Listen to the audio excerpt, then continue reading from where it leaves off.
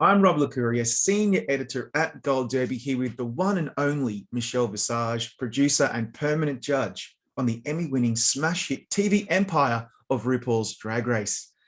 Michelle, first of all, congratulations on the slew of Emmy nominations for Drag Race, Untucked, All Stars, and of course, your offshoot, Whatcha Packin, which is nominated for the first time. How exciting. I know, that was quite an introduction. And first of all, I do want to say, my husband and I love Gold Derby. We're constantly checking it for predictions and we constantly scroll down and read it all the time. And everybody is so wonderfully supportive at this moment in time on Gold Derby. And I am so grateful for you all. So thank you very much. Very exciting. Very exciting.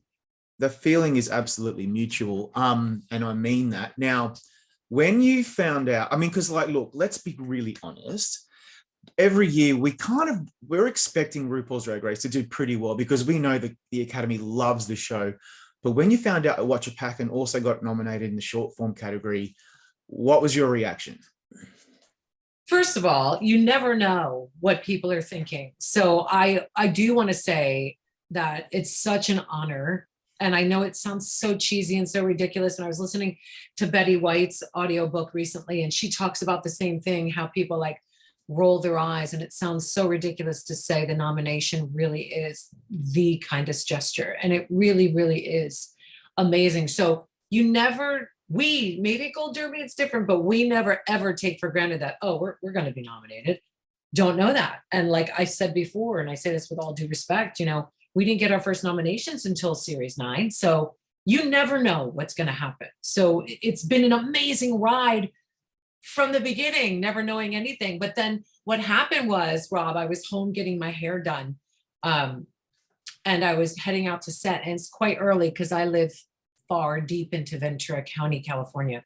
And nobody films anything out here. So I always have to travel a distance.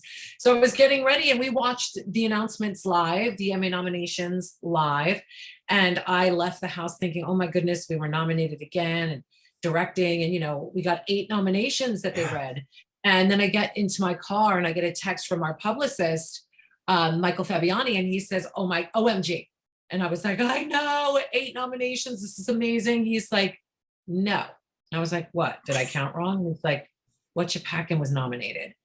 I literally got out of my car. I was screaming up and down. I beeped the horn. Now, mind you, this is sleepy town. My husband comes out and it's quiet.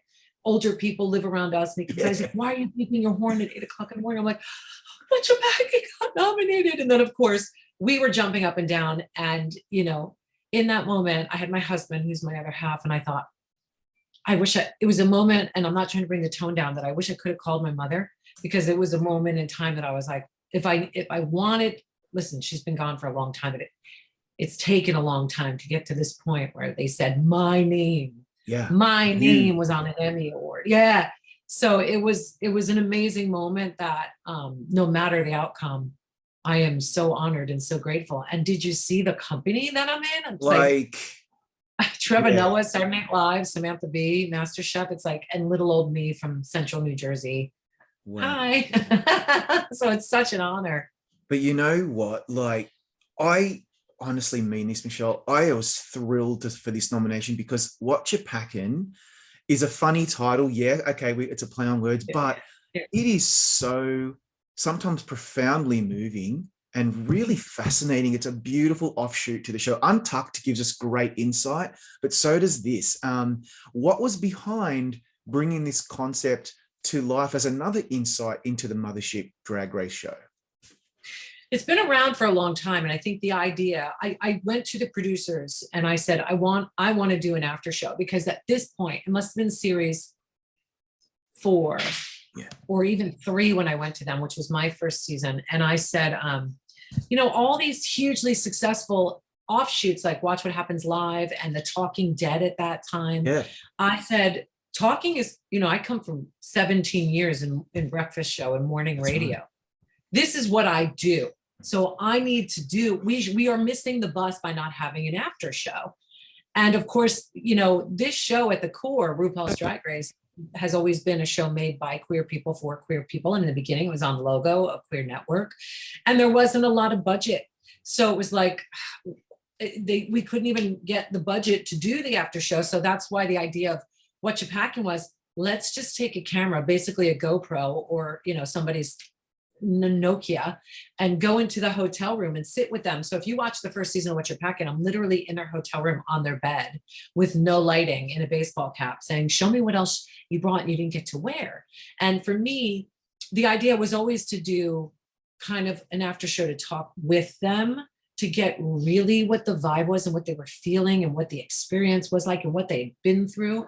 But we needed a conduit, and that was the fashion. And it's kind of morphed into this proper sit down interview space. And a lot of people don't know, but that is the first time I meet them, because 95% of them I've never heard of before the show, and I've never met them before. Even with all my touring, a lot of them say, oh, I met you at the Work the World tour or whatever, Battle of the Seasons, and they have a picture of us, but like I meet hundreds of queens each night.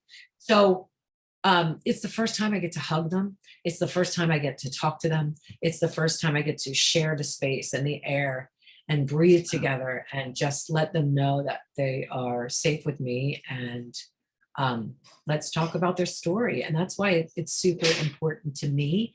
And I'm really excited for the acknowledgement, not just for myself, but for the great production team around it and for these queens, most of all. That's fascinating, because I assumed that you had a real familiarity with the queens during production, because when you're interviewing them, I feel like there's this level, it's kind of maternal, but it's also a mentorship that I feel like there is this congeniality between you and the queen you're interviewing. Like, for example, episode 11, when Jasmine Kennedy reveals she hasn't told her father that she's come out as trans, your sage, sensitive advice was really quite emotionally effective. And then also when you're interviewing Maddie Morphosis in episode 6, talking about how he's the first cis male heteronormative queen on the show, there's no judgment, and you're really sensitive and honest with them. So how do you strike that rapport with these people that you don't really know that well? I think you either are able to read a room or you're not. I think by default, I'm an empath. It gets me in trouble a lot. And I think that's why I have to kind of toughen up a little bit, because I would walk around feeling for everybody all day. So I do have an ability, and a lot of people don't, but I do have an ability to read the room. I know after meeting them how far I can take it. I can feel what I won't dare ask, or some people that are more open. There is an innate trust with these queens with me, which I'm very honored to have. And I don't take that lightly. I take it very, very seriously. So I want them to know that I'm safe. And if they feel okay, then I'm going to listen. And I'll give them the best advice that I know how. And I'm the parent to a, queer child, and I don't always do the right thing by them either. So, I'm learning the same way everybody else is, but one thing I'm really good at doing is being there and being present and being a good listener. And I think I'm a good parent, but I feel a responsibility as a parental unit to a lot of these kids, because they don't have the representation in their life. So if I'm what they need, whether it be a mom, an auntie, whoever they want to look at me as, then I am honored that they would even consider me that. Yeah, I mean, because on the show, sometimes you present this persona, of being tougher, and you've got some beautiful sassy remarks. So then how difficult is it to critique the queens after they've been on the runway, given that you are so empathetic to them as human beings? It's a good question. And I can separate the art from the person. And I think that's where the mistake lies with a lot of people. I think that drag is what they do, not who they are. So if you're taking a Spanish class, or you're taking a painting class, or I take dance lessons, and I'm not very good. So if my teacher says to me, that wasn't really good, I'm like, okay, let's do it again. I don't go, I'm not good, I need to quit. So that's the difference. It's being able to separate the craft or the art from the human. So I'm only judging Yeah. the art, the craft. I am not judging them as a human. I love every one of them as if they are my own. And there's a lot of them that may argue that and don't feel that love because of what I've said about their drag in the moment or a specific look or an approach to a specific look. But I don't conflate them. I can separate them. And when I'm critiquing, it's solely about the art and the craft of drag and in that moment and just that look specifically, not even the way they do it. That's right. It's always constructive. And as you know, leaders in any field, we try to be constructive with our feedback because we want that person to grow. You and Mama Ru do that beautifully. Right. And it reminds me, and also when either of you have those constructive feedbacks to give, I find that it really does impact the queens. It means a lot. What comes out of your mouth actually means something to them. I wonder then how do you feel about how you've built up that persona within this show with RuPaul over so many years, and how you both have this gravitas within the drag and queer community? Well, again, it means a lot to me. It's an honor. You know, my formative years were spent around the queer community, around drag, around different people. And that's kind of the path that I was taking. I just didn't have the right people around me, which is why I am so grateful for a show like RuPaul's Drag Race, for the queer youth, and even heteronormative kids who just don't fit in, like, Right. but like I never fit in ever. And I just always felt that something was wrong with me. But if I had, and it wasn't until I found my queer family in New York that I knew, oh, I'm like them. Those are my people. So if I had a show like RuPaul's Drag Race, I might not have beat myself up and put myself through some pretty shitty things. So I'm grateful for that. And the gravitas, again, is an honor. I understand, you know, Ru is a given. So to even put me in the same breath and that I get to sit next to Ru and they take what I say seriously, and it means something for them when I say, this is really good. Yeah. And it makes them feel elated and happy and like they've accomplished something. That's all. The only word I can think of is an honor that they listen to that. And listen, art is subjective. We all do it. You know, I could look at a queen and it could not be my style of drag, but that doesn't mean it's not good. That's not me negating it because I prefer a different type of drag. I love all kinds of drag. And I'm able to, like I said, just critique it for the way it is. And if that critique helps that queen achieve something bigger or better or more, then my job is done. Because as you know, Rob, casting directors are a little bit limited sometimes. So you have to show versatility. You have to show them that you can do more than just that. I battle it too. I think a lot of casting people think, oh, I thought she was that was like that person. And that's all she wanted to do. And it's like, no, there's so much more to me as a performer, as an actor, that I want to now go to the next step and show casting people. So if I want to do that for myself, then I have to encourage the queens to do it for themselves.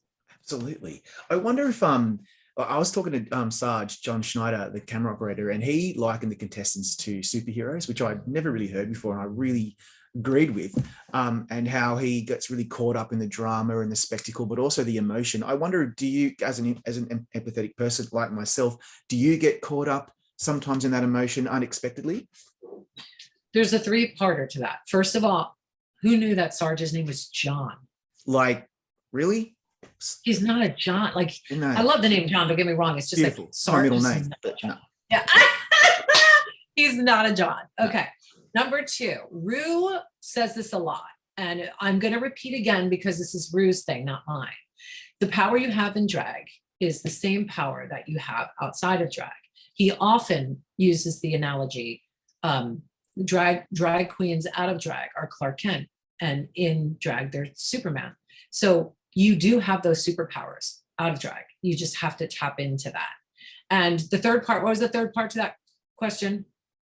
Well, just do you get caught up in that emotion without even right? Do I get caught up in that? Yeah. I mean, even like I don't ask to see the rough cuts. I wait, and I want, even as a producer, as a senior producer, you know, I'll be in on the planning parts of it. But to be honest, I don't want to see the cuts until they go over the air, because I like to see them with everybody else. And I want to be caught up in the same story. And by the way, again, I know we say the tagline is with Untucked, if you're not watching Untucked, you're only getting half the story. So much goes down on Untucked. So much. It's like, it's a whole different drama. So you really do need to watch them after one another to carry on. And it's just really good television, isn't it, Rob? It really is. Like, so compelling. Anyone who hasn't, before I even knew about Drag Race, and I'd kind of would see it and I'd think, oh, that's probably not for me. That's not something that I'd be interested in. But once you get into it, it's like, whoa, where have I been? So given your, yeah, it really is. Given your rich history in the club and ballroom scene, as a performer, as a radio DJ, recording artist, producer, I reckon you probably do craft services on the side because you're just exactly. I just wonder how you feel about a show made by queer people for queer people, is so beloved by audiences of all shapes and sizes across the world.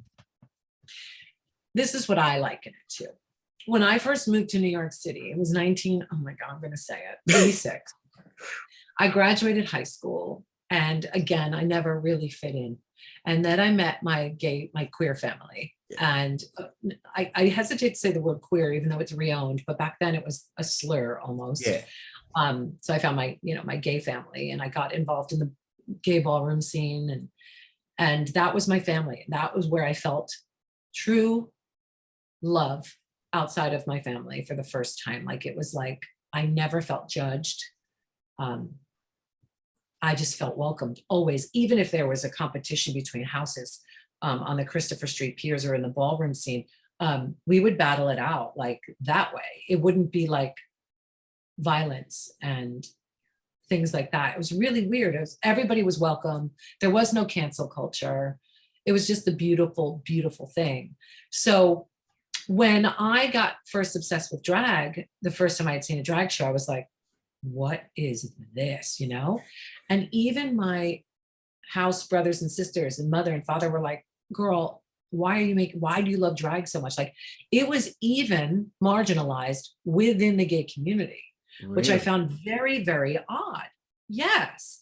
Nobody, like, I would go to a drag show every night if I could. And everybody was like, stop, like trying to tell me to get over it. Like, I was at Wigstock, like I would be anywhere where drag queens were. And I started working for Suzanne Bartsch and doing her, her club, her parties, which is where I met Ru in the first place. And I would run a little voguing troupe that would do all of her parties, and just drag was always present.